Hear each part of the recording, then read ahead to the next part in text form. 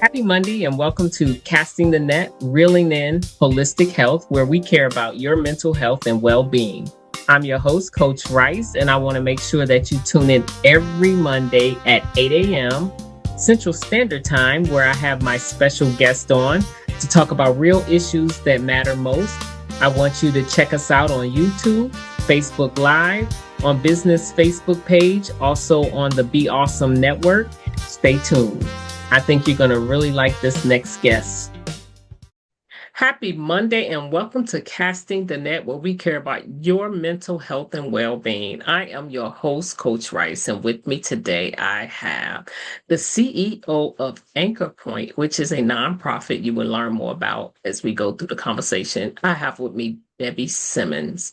Debbie, tell us where you're from and how did you tell us how did you embark upon being the CEO of Anchor Point?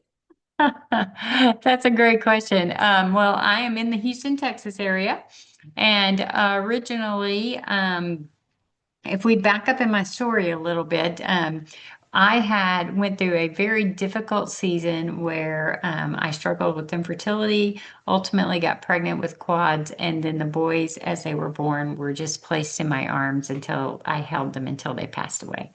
And Oh no. yeah, so it was a hard time. And in that time, you know, a couple of things happened is, sitting there in the hospital that night, I realized that, what we do matters and time matters. And we need to be intentional about what we do with our life because, you know, we all want to be about leaving a legacy, but we need to live our legacies so we get to see what our legacy is going to be in the end, right? And so as I kind of went through that grief process and God taught me how to walk through that with, laying aside the question of why and learning to ask, how do I survive?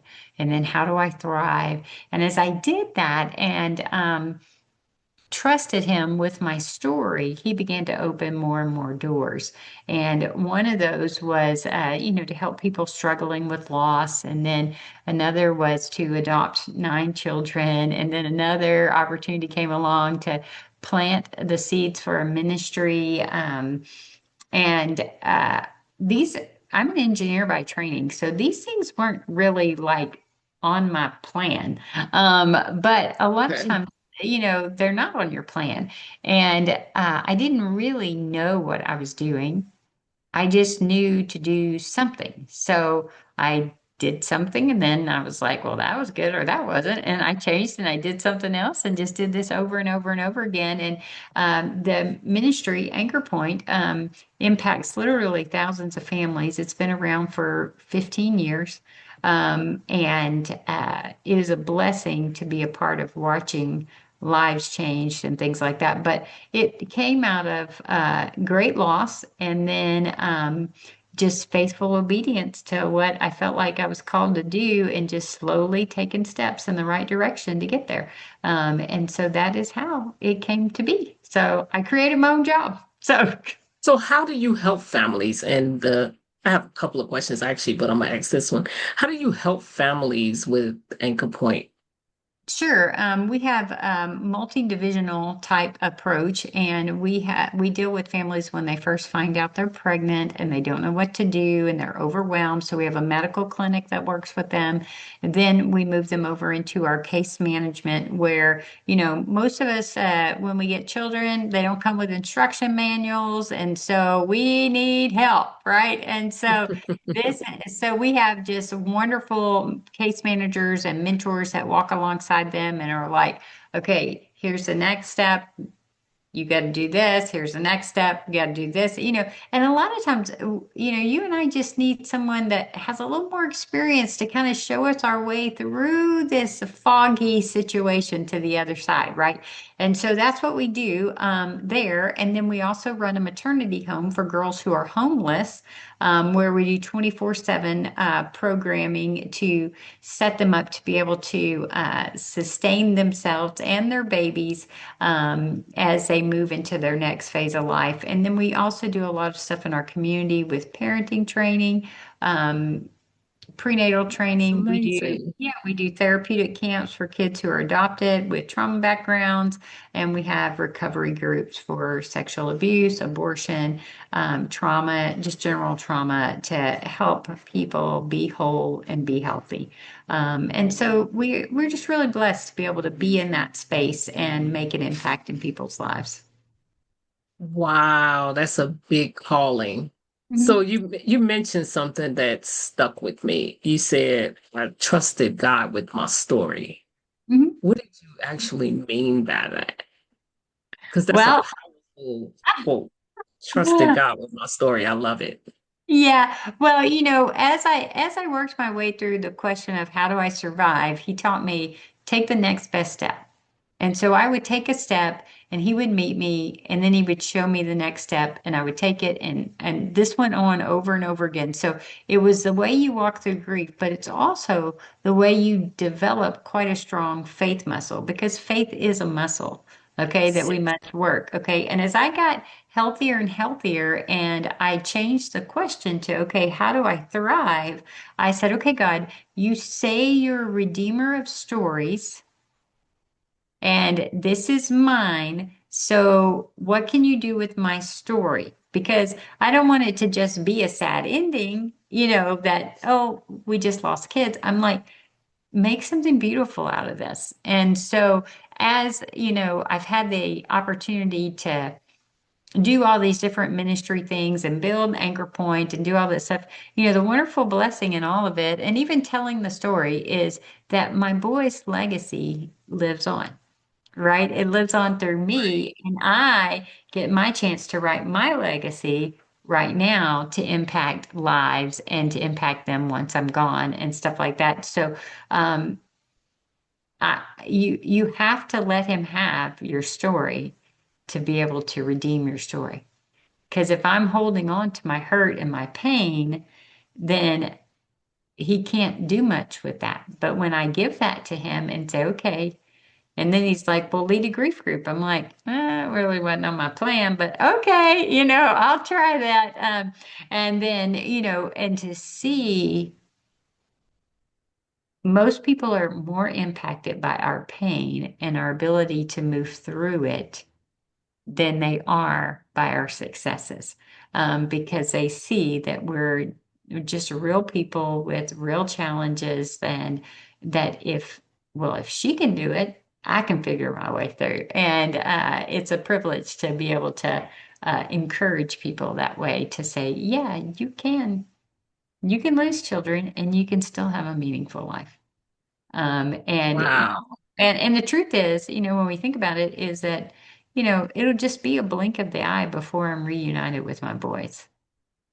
But Mhm. we see time in a very different way, right? We think, oh Right. gosh, it's going to be decades, but it really is going to go quickly. And so I will be reunited with them. So, I hope they look down and they're going, oh, their mama's doing good. She's making an Right. impact. So it sounds like you stewarding your time Mhm. and valuing your time that you have on earth with what God has blessed you with. So when you talk about legacy, Mhm. tell the audience more about how to map that out in your life in general terms, high level. Sure. Yeah, yeah, yeah. So, the question is that uh, there's no issue. We are all going to die and we are all going to have a legacy to leave. Okay. The only question for you and I is if we would like to craft that legacy. And in order to craft that legacy, we have to live the legacy. So, when I was sitting in there with the babies in the hospital, after they had passed away, I just was like, eternity matters. What we do matters. And life is too short. And I want to make sure that my life counts for something. And so I knew I needed to be focused and to look for ways to live a life of impact. Okay. And, God's very gracious. If you ask Him, He will tell you if you are aligning with him and you're saying, okay, God, how is it that I can make an impact. He loves that because you're joining him in what he wants to do, right? And so we get a Right. privilege of doing that. And I just tried to do that at every turn. It wasn't always easy. I mean, it required walking away from my engineering career. Um, Mm, and leaving the corporate world. It required going to seminary. That wasn't on my list either. It required working on church staffs. That wasn't on my list either. But it's amazing if you look back and I go, oh, look at what I picked up here and what I picked up here and what I picked up here. And, our lives aren't straight journeys. They're full of little right. destination stops, right? And so I go, you know, most of us don't stop. When we think about legacy, most of us just don't stop and breathe and think about how could we make a difference? How could we be used by God in a special way? And I go, wouldn't the world be a better place if we stopped and we thought about that? And so one of the fun things I like to do is just create space where people stop and think. Oh, Because, nice. yeah, because here's what I know. I know that if you sit and you stop and think and you begin to see what's kind of coming up inside of you, that once you figure out it's there, you can't unknow it. Right.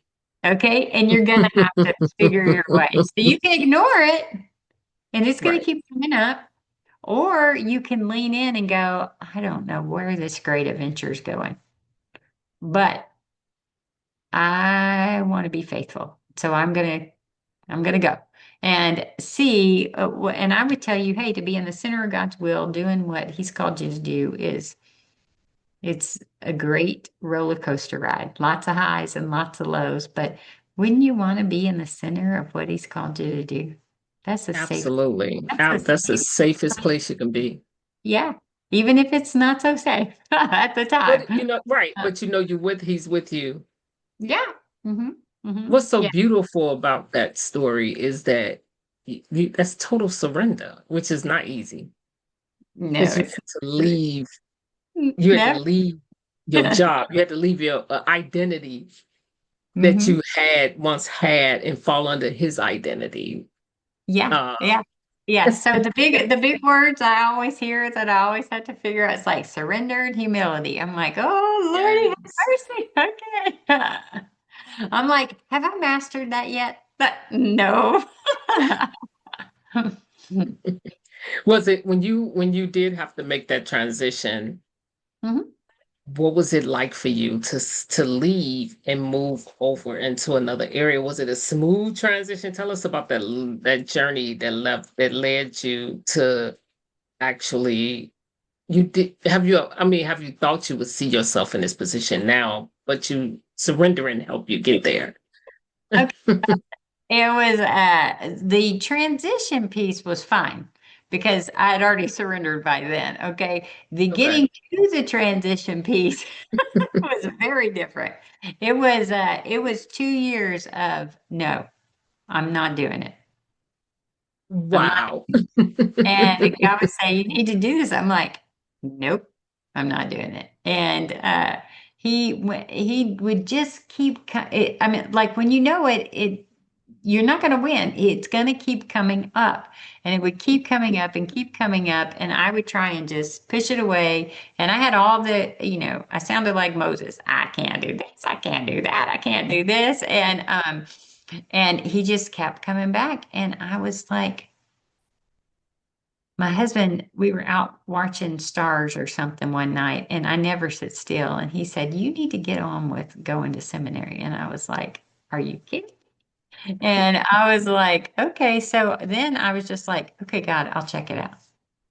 And I looked at seminaries and I figured out what I was going to have to do. And God's like, turn the application in. And I'm like, are you for real? This requires me to go in front of the church and tell them I think I'm called into ministry and they get to vote on it. And I'm like, I don't even know what I'm doing. And so I just kept doing each little step. And the funny part was on the seminary application, I they they said write down, basically any sins you've committed that we should be concerned about. So I wrote down every sin I think I've ever committed that I can remember, and I added paper. And I was like, "You're gonna get the real deal." And I sent that sucker off, and they accepted me.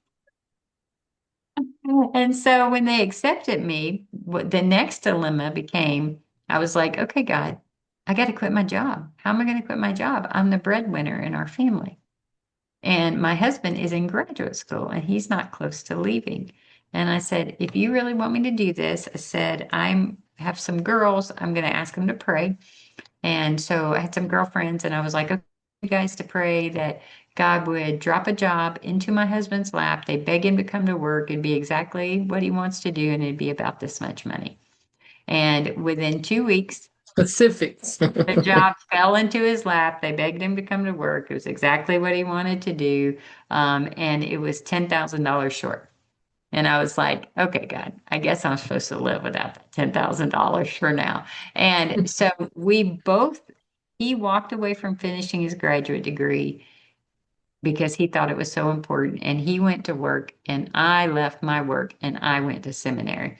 Um, Wow. so it was a great, ultimately in the end, after I quit resisting, it actually was really pretty amazing to get to watch God's hand as he handled all the details because I didn't know how we were going to do all that. But I will tell you, when you know what you're supposed to do, you don't get to know it. So, Right. And our resources doesn't top his ability. So mhm. it doesn't matter how what we have, he's gonna make it happen anyway, right? Yeah. So it's just a matter of me learning to trust, right? And Right. do I really trust him? And do I really trust that he's a good father and that he is writing a good story with my life? And that I can lean into that. And now what I would like to say is that, over time, I've gotten much better at that, right? And now people go, "Oh, you have so much faith." I'm like, I'm just a yes girl because I'm tired of arguing. I'm like, whatever you want. You don't even have to tell me all the details. I'm going to handle it. I got it. And, that's a wonderful place to be is that, I don't get that right every time, but I do most of the time now. So that's a good thing. Wow. Now, does your nonprofit help a certain geographical location, or is it just open to nationwide? What is it? Yeah, so we do have for our therapeutic camps in the summer that we do for kids that are struggling and families. We do have people come from across the United States periodically to do those Okay. camps. Everything else is mostly in the greater Houston area, which is a very large area of impact. So that is where a large majority of our clients come from. But we do, as we continue on, we need to look at doing some more things that we can do online, nationwide, that type of thing. That's some of the things we're transitioning into. Okay. So the camps are, is it a certain age group for the camps and is certain time frame that you do it and how do they actually get in, get And into it? so this camp, the applications will be up probably by February 15th. But the Pathway to Hope camp is a camp for generally what we say is the target child is a child between the age of 5 to 13. Okay. And the parent is going, this is generally the parent. I don't know what to do with this child. Oh, okay. And the child might be struggling behaviorally, all kinds of different things. It could be adopted, it could be a biological child, it could be a grandparent raising a kid, grandkid. And they just go online, fill out the application. It's a family camp. It's generally the last week in July. And it's a week-long camp. But what we will see is we will see about a year and a half of growth in the child in the course of a year. So it's about a year and a half worth of counseling. And then the parents also stay and they participate in camp, and we see the most growth in the parents because I have to be able to learn what my baggage is that I'm bringing into the relationship and how it's getting in the way. And then I need to Yes. be able to still see my child as precious. So, and to be able to call out the good in them. And we can't take children on journeys of healing unless we ourselves have been on them. And so it's just a wonderful, wonderful time for families to be able to figure out how to reset everything and lay a strong foundation for knowing how to work with the child that they have.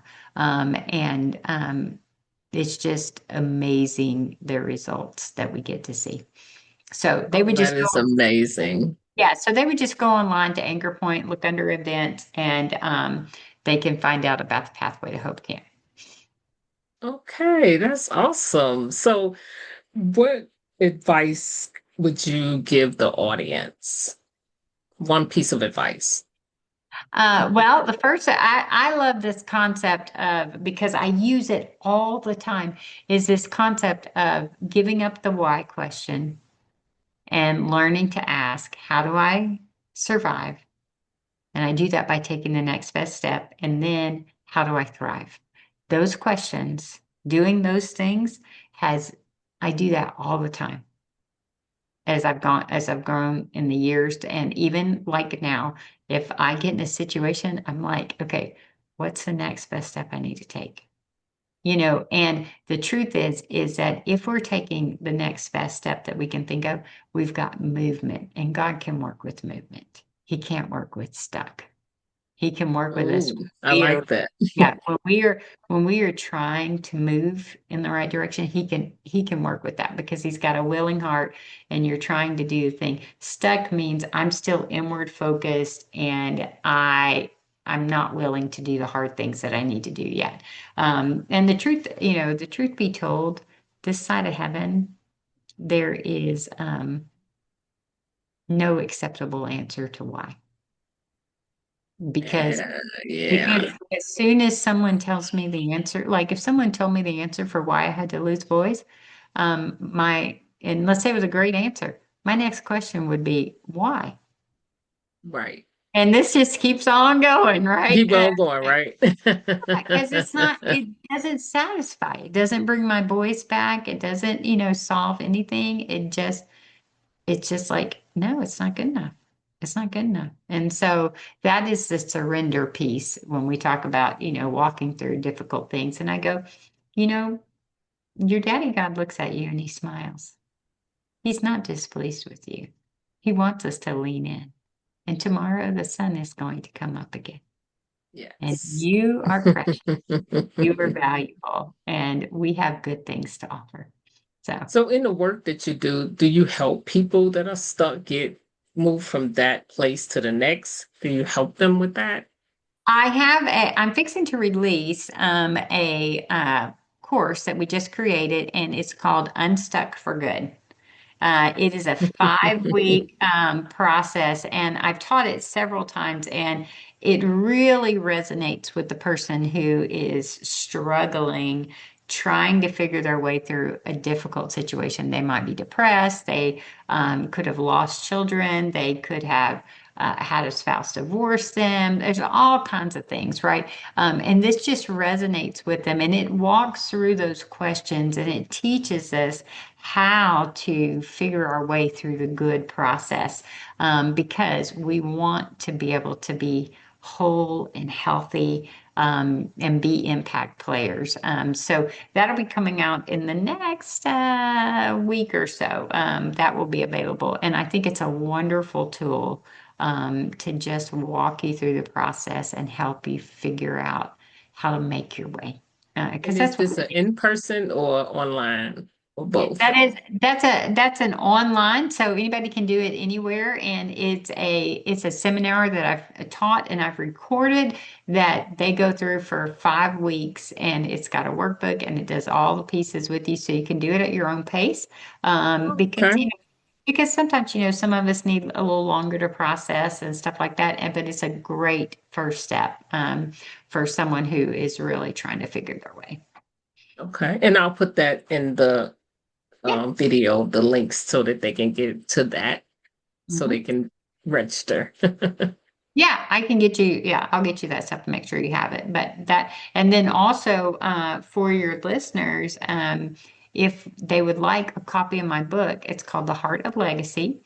living a focused, faithful, and fearless life. And it also will be a way for them to kind of enter into that process. It's more of my story, but in the middle is full of ideas for how to figure your way and to do the next best thing or go to the next level that he's calling you to. And then it has wonderful stories of life change about Anchor Point at the end, in the back third of it. That is really a blessing, but that is a gift for your listeners. It's free of charge, and they can get that at theheartoflegacy.com.